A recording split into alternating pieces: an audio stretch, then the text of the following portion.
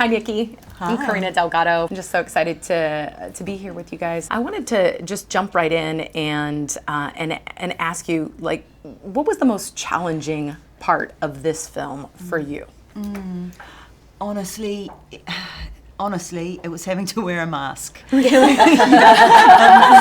This film was made in the COVID years, and it's a big, epic, global, complex piece of machinery anyway to tell a story at this scale in this genre. Sure. But to do so, to direct this movie with only half my face, I hadn't anticipated how hard that would be for me, because directing's actually a very intimate thing, and actors are very sensitive creatures, and they read everything, and so a lot of the directing takes place in the intimacies and in the silences, and so I had to work really hard at choosing words really carefully and being really precise with what I was asking for them. Well, that and people can't see your reaction on your face either. I mean, that was a good and bad thing during the pandemic, because, people couldn't tell when you were annoyed, but they also couldn't tell when you were... You are absolutely right. And there were some people who had spectacular eyes. Yeah. And you're just thinking, wow, what's the rest of your face like? Yes. I was quite bitterly disappointed on a few occasions. You had a massive cast, a lot that I watched it twice, because I like to watch it once to get the feel and then watch it the second time to catch the things I missed the first time. Yeah. As I was watching it back, I was like, wait, is that Edie Falco? Wait, is that? Yeah. As a director with these big names, it would be to me like teaching a class at Harvard. How do you critique people that have done this over and over, or direct them? Do you, like most managers do, direct each one of them individually, or do you have your view as a whole of how you want the film to be, and you coach based on that? Yeah, both, right? Like, you see, like, being a director is like being a conductor of an orchestra, right? So the conductor is the person that reads the music and can hear the piece, right? And that can encourage the best out of every musician. Like, as a director, the music is the script. Jennifer is the lead violin, she's the most important person in my orchestra.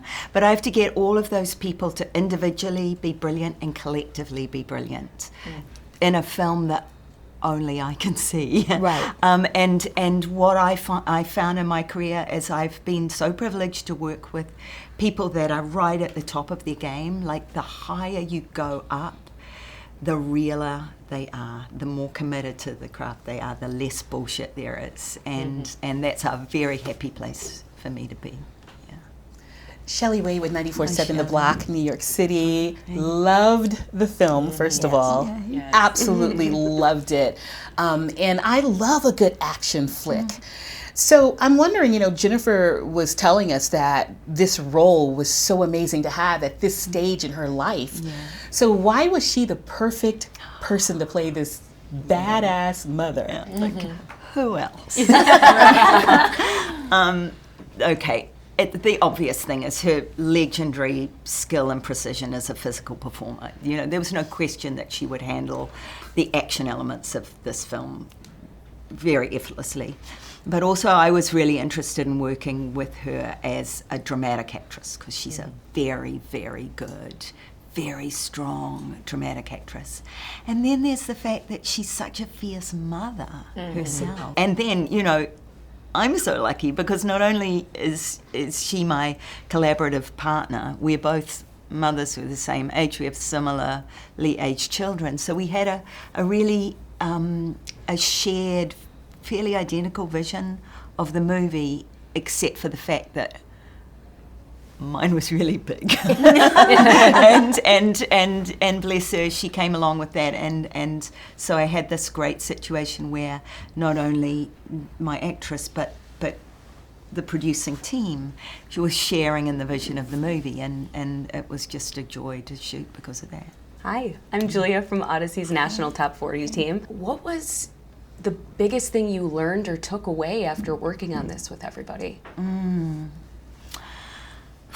That I really like making action movies. Yeah, I do, and I think there's a space for, because they're not often directed by women. Right. I would loved seeing that. Yeah. When I saw Wonder Woman, the first Wonder Woman, I was like, hell yeah, right? Because I saw myself.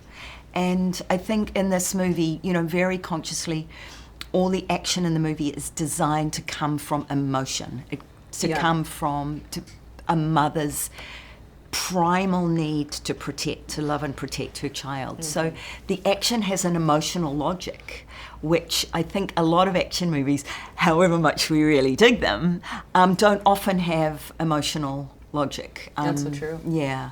So I'm proud of that. You should be. Yeah. I'm Poet Taylor. I grew up in foster care, and 3 years ago I met my biological mother for the first time. Wow. So I'm watching J-Lo and I'm watching Lucy, and it brought me to tears because I remember the first time I saw my mom, and I'm like, so did you not, that scene in the car when she's like, so you're not, like, I need to hear that, you're not gonna say you're my mom? Yeah.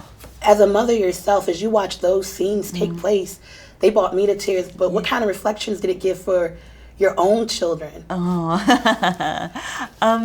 It's such a complex thing, right? Like, motherhood's not really spoken about in much complexity, certainly not in this genre. And so it just made me, I really loved the opportunity and the challenge to work in this genre, but also for it to be an emotional story. I mean, at its core, a love letter from a mother to a child. And these relationships, they're never always lovely. Jennifer will tell you really expressively how all mothers are different and we're all doing our best, and the best we can do is to love and protect our children. And I think in this movie, for all its high octane action and its thrills and everything, the highest stakes in the movie are in those scenes you're talking about, where these things really matter. Like, who is my mother? Who are you? What am I to you? And that the way that child teaches that woman how to love is a very beautiful part of this movie. I guess just to continue on to what Poet was saying in your films, that intersection with nature, I just wanted to ask about the theme with the mother wolf and the cubs, and just what was the thought there, because it was almost like Jennifer's character and the mother wolf were one and the same. That's right, exactly. Speaking to the primal nature of parenting and mothering in particular, and how tough you have to be. Like if for the mother wolf, if she dies, then the babies will live or they'll die. That's nature. And here we see Jennifer's character trying to teach her daughter that tough fact about the world. And yet at night she's sneaking out, keeping this her opposite alive, so that the babies survive. It was very beautiful. That part of the conversation almost felt to me like her realizing that she also needed help to keep her daughter alive. That's and right. so then, though she said that to her daughter, that's the way of nature, she ultimately ended up offering the help because she realized she needed help too. Well, absolutely, and the high stakes on having to keep herself alive until she gets this child safe, coupled with, the very clear decision to die trying. That's that selfless nature of motherhood, right? A mother's love. I know. You didn't know you had it in you till you had it in you. No, that's right. Like, nobody more badass than a mother. No. Nobody. It makes you look at your mom in a different way once you have children, because you're like, wow, like sweaters and turtlenecks are awesome, but you really would kill someone for me. Like, I'm down with that. I love it.